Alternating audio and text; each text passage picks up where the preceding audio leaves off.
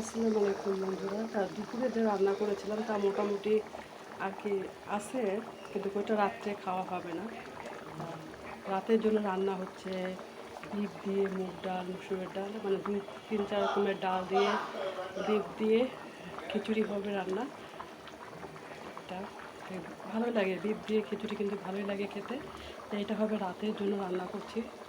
যেহেতু আমি 5টার দিকে বের হয়ে যাব, রাতের জন্য রান্না করে রেখে যাব। বাসায় আস্তে আস্তে 9:30 10:30 ফ্রেশ হতে হতে বাচ্চাদের খাওয়াই দাওয়াই দিয়ে পড়তে বসাতে হবে, যেহেতু পরীক্ষা চলতেছে। আর ছোটোটার পরীক্ষা তো 10 তারিখ থেকে, তা শুভ বিকেল বলা যেতে পারে।